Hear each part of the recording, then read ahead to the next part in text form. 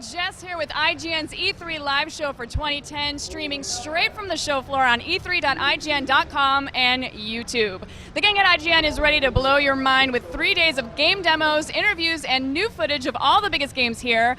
But if that wasn't enough, we'll also be giving away some cool prizes each day via Twitter.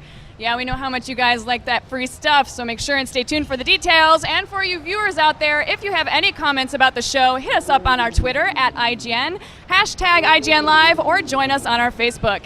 Anyway, there's a lot of awesome things headed your way, so let's get the ball rolling with something rather epic, and I do mean epic. Rev up those chainsaws because we're kicking off E3 2010 with Gears of War 3. Hey, I'm Hillary Goldstein. I'm here with Cliff Blazinski, who is the design director at Epic Games, here to show off Gears of War. So Cliff, we're going to start off with the E3 demo that you showed at the Microsoft press conference, but we will end with something completely awesome. You mentioned at the press conference that there was a new mode called Beast Mode, and we're going to kind of reveal it for the first time today. Yeah, originally when we were thinking about the script, we were like, yeah, let's talk about it, let's explain it. It's like, no, it'd actually be cooler to let everybody wonder for like a day and a half what it is. So we're just like, yeah, it's Beast. Everyone's like, what does that mean? What could that be? So we actually have the first footage ever shown here. But I think it'd be kind of cool if we tease people for a little while longer. I want to go through the E3 demo first. Yeah, sure. That way people can continue to wonder for the next 5 minutes or so, thinking what could Beast be? Yeah, keep them waiting. Yeah, so what's new about Gears of War? So people maybe who don't remember how Gears of War 2 ended, can you set up the story a little bit? Well, so at the end of Gears of War 2, Marcus and Delta Squad sunk Jacinto, which flooded the underground of the planet. It seemed to stop the Locust for a while, but it's been 18 months since the event of the last game, and now we have a new threat that's known as the Lambent. And these are these kinds of ever-mutating, kind of rebirth Locust-like creatures that are really, really tough to defeat, and they explode upon death, so that's an added extra element of danger. What we're seeing right now, we just saw the bayonet charge with the Retro Lancer, just kind of get that, pick a Locust up, stab him through the chest and drop him, which is very visceral, very entertaining.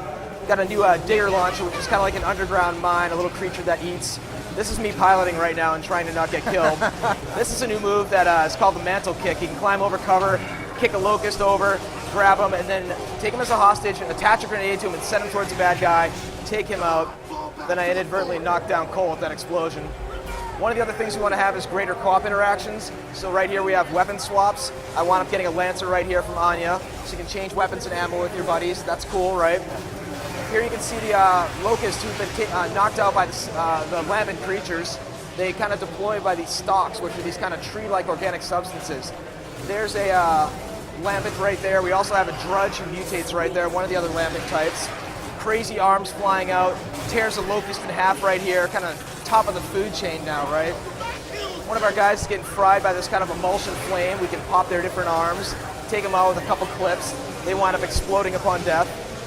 Some of those guys wind up leaving their kind of head and neck around you have to take out as well, kind of like The Thing, right? Right. It's a lot more of a lush environment that you've seen in previous Gears of War games, not just that destroyed European architecture look that we have, right? So let me ask this. The tagline for Gears of War 2 was bigger, badder, more badass. Is this biggerer, badderer? There's no fancy tagline for this. It's just going to be the best looking, most enjoyable, most feature rich, and most importantly, the most polished Gears game you've seen yet. There's a lot going on though, right? You get a chainsaw kick. If you chainsaw an enemy who explodes, you're probably going to want to kick him away from you and get him away when they blow up, right? The Lambent mutate in different ways. This one kind of mutates like a tree and is taller, spawning these little polyp-like creatures from below, these kind of like fast little crab-like monsters. He winds up popping, and then a larger threat comes out in a minute here, which was kind of the pleasing moment from the press conference. Everybody loved the Berserker in the first Gears of War, so we're like, how can we make the Berserker better, right? Let's mutate him, right? Let's mutate her, let's add some crazy tentacles, and let's make her faster, give her a jumping ability, and make her even uglier than ever.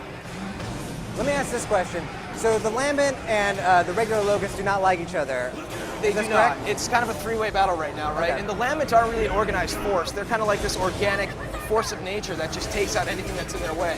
So the Locusts are still tough. They have new ways to surprise you. But the Lambent are fast. They explode upon death. They mutate dynamically, and they're crazy. That's a great sequence. We're trying to avoid this bugger coming after me. Trying to wait for the Hammer of Dawn coming online. And trying to avoid everybody getting killed by the Lambent Berserker. Notice the Hammer of Dawn effects are improved. It's the latest Unreal Engine. We have amazing God beams coming out of the sky. It really pushes the Xbox 360 even further than Gears of War 2 did. And big finish. Well, if you're gonna finish, you gotta finish big, and this Well, is yeah, this I is mean, a pretty there's what crazy better way ending. to finish than having a giant laser beam on your butt with a giant lambent berserker at the same time. Oh, we also have exosuits right now. You can see the silverback mechs right there kicking the door shut. And then here's the entire group of Delta right there, wondering if we in fact did fry that bitch. Is Cole your favorite character you've ever created? What's that? Is Cole your favorite character you've ever created? I am very, I love Cole because he's just such a big, pile of charisma. But we have new characters such as Jace, who is featured in the comic books. We just announced he's being voiced by the rapper Drake. And we're announcing some other new voice cast this week that's we're pretty excited about. Very cool. And then one of the other big changes for Gears of War 3 is that we're finally going to see female cogs. Yeah, female Gears are finally kind of taking place. Previously in the Gears world, females were kind of regulated to this bedside mode where they had to give birth all the time because humanity's population was dwindling. Now all bets are off, everybody's stranded now, and we have female Gears. Anya has evolved kind of from a pencil pusher, at a desk to somebody who can really hold her own in combat. And then we have Samantha Byrne, who can really hold her own alongside with Anya. And we take our female Gears seriously in this game. We love, sexy characters as much as the next guy.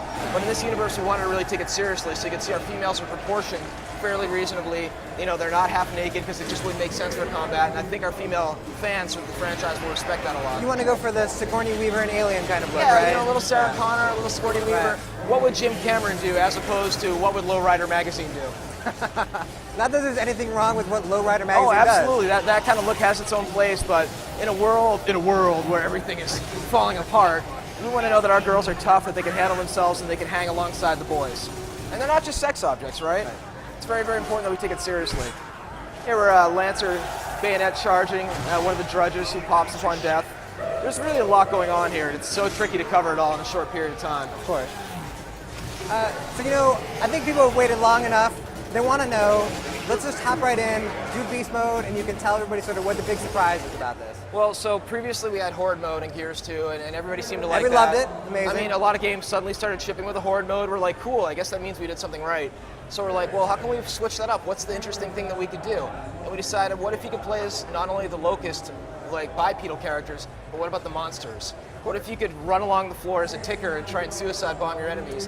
What if you could play as a boomer and you could try and take out Marcus Phoenix? What if you could play as a berserker and you could be incredibly powerful and smash the coalition forces in some of their setups? And it's really kind of this, you can play as wretches also, kind of taking cover and sliding along, knocking over the bad guys, taking out the said female Gears. And it proves to be a lot of fun. So it's you and up to 4 friends on Xbox Live, taking on wave after wave of increasingly difficult COD. It's a lot of fun. Now, unlike Horde, where if I'm playing as a gear and I die, that's it for me in that round. Obviously, if you're playing as a ticker, your purpose is to just explode on somebody. So you get respawns then? Well, so what you get is you get tokens that you earn by killing various coalition characters, right? And so the more tokens you get, the bigger creature you can unlock. And some of the creatures will be locked from the beginning. You're not going to be able to play as a berserker from day one. You kind of have to earn that right. But that said, I think the whole unlocking thing has kind of gone insane in the video game industry, whereas you pay $60 for a game and you don't get any features and you have to unlock it for 400 hours. We'll have a good stable of creatures you'll be able to play as, and then you'll unlock the berserker. Right here you can see we have our Cantus, who kind of acts as our medic class, has the ability to resurrect a lot of the Locust gunners and grenadiers, which is kind of a great thing. You hang back, bring them back into battle, and continue to fight. Here goes the ticker. He's a little bastard, man. He's got the little wiggly butt in the back. And what happens here is you have these great moments where you have a berserker versus the mech exosuit of the Silverback, which is pure magic. Yeah, that stuff is actually just incredibly awesome. So the control say for a ticker is that you have a button where you actually choose when to explode, is that right? Yeah, you basically hit B to suicide bomb. And you'll find when you try and take out the cog, they'll kind of dive out of the way, and you're like, no, get over here, and you'll get to the point where you get double kills. We often joke at work that the game mode's called Smear the Gear. Nice. And is this going to be the same setup as Horde, where it's goes up to 50 waves, or? We haven't quite figured out how many waves there'll be yet. We've played around with different numbers. We want it to be a game mode that you can kind of jump in and play for 5 minutes, or you can play for 4 or 5 hours. So we're still tweaking those numbers right now. One of the things I loved about Horde mode was that because it had different maps, even though you were fighting against sometimes the same, sort of sets of waves, just the maps themselves made those fights different. Is that kind of the same setup that we're going to get with Beast? Well, one of the situations we have here is you can see the COG are kind of entrenched, with turrets and fences and things like that. So depending on the map, depending on the layout, you could wind up dealing with an entirely different base setup that could make it a lot more unique or a lot more difficult or a lot more fun. Cool. She can't stop watching the Berserker. She has this Hulk smash, right? And she's like, screw your couch, I'm going to knock it all over. Well, let's ask that. So, controlling the Berserker, what kind of moves do you have available to you? From the get-go, she has a kind of a B smash where she kind of smashes the ground, kind of causes a area like radial effect of everybody. But if you press and hold A, she does her traditional Berserker scream, and then just smashes through everything, kind of like a roadie run from hell. It's a lot of fun. She's also kind of myopic, right? She has kind of bad eyesight. We're still tweaking the mode. It's not quite perfect yet, but it's really kind of bad eyesight, right? You kind of have to deal with that. You have this immense power, but you can't quite see that well. Cool. And then, I think I'm most interested actually in the Cantus, which is the Locust Priest. So is that sort of maybe like your healer class almost? Yeah, absolutely. The Cantus is kind of the healer class, and you can heal a lot of the bipedal Locust. And the funny thing about doing a class-based mode is that every person likes a different class, which is kind of the beauty of it. Some like being a suicide bomber, some like being a medic, some like being a big monster. We have something for everyone in this mode. Awesome. And can you tell us when can we expect Gears of War 3? Gears of War 3 is shipping in April 2011. Spring is the new fall. It really is. Thanks so much, Cliff. It's great seeing you. Good seeing you. Thanks, guys. It's good to see Marcus and company back in action. Now, if you guys have any comments about what you saw, remember, good to see Marcus and company back in action. Now, if you guys have any comments about what you saw, remember to follow our Twitter at IGN or join our Facebook. Coming up next, we have another epic to get. Remember to follow our Twitter at IGN or join our